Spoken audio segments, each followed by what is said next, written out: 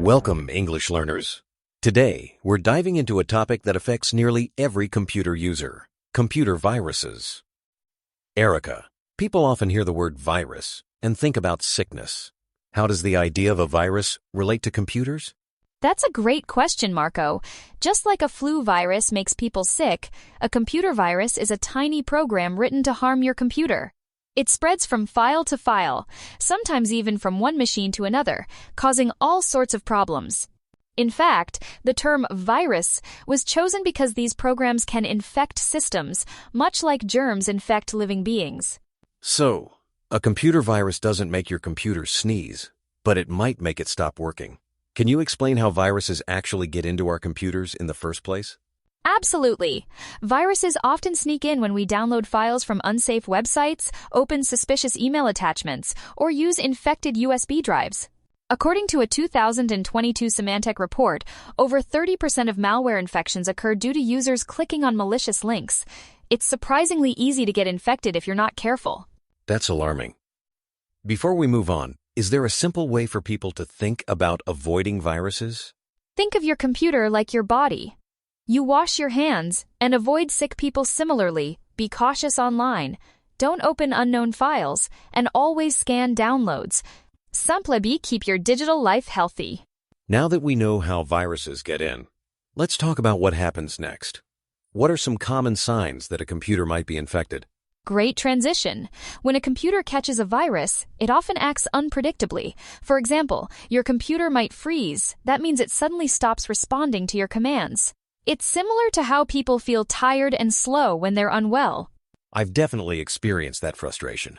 Sometimes, my programs won't open, or the whole system locks up. Is freezing the only symptom, or are there others to watch for? There are quite a few. Other symptoms include unexpected pop-ups, files disappearing or becoming corrupt, which means they can't be opened and your device running much slower than usual. In some cases, the computer might restart on its own or repeatedly display error messages. These are all signs you might have an infected file. That makes sense. So when people notice these issues, they shouldn't just blame old hardware. It could be something more serious.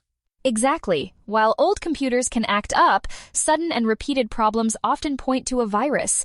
Regular virus scans are a good way to catch infections early, just as regular checkups help keep us healthy.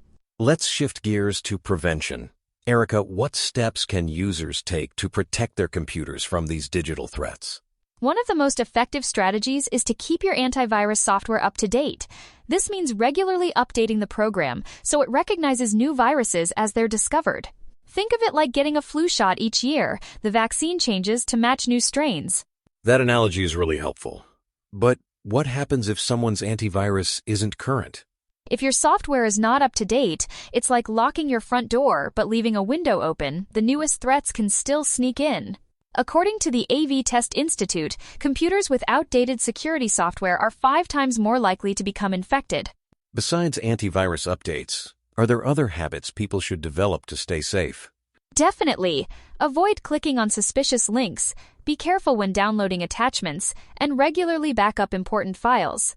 Using strong, unique passwords and updating your operating system are also essential layers of protection. Let's imagine someone's computer suddenly freezes and acts up. Maybe a listener named Samuel is called to help, like in our lesson. What practical steps should they take? First, don't panic or try to force the computer by hitting it. Instead, restart the device if possible and run a full virus scan. If infected files are found, quarantine or delete them as directed by the antivirus program. If problems persist, it might be time to call a computer technician for expert help. That's solid advice. And in workplaces, is there a particular protocol for reporting computer issues? Yes, most companies have IT support teams. Employees are usually encouraged to report issues immediately rather than trying risky home remedies. Prompt action helps prevent viruses from spreading across the company's network, which could otherwise cause widespread damage. It sounds like quick communication and using the right phrases like, "I'll be right up," or, "It turns out that my files are infected," can be very useful in these situations. Absolutely. Being clear and specific when describing computer problems helps technicians diagnose issues faster. It's a bit like visiting the doctor. Accurate information leads to better solutions. And always remember, prevention is easier than a cure, both for health and technology.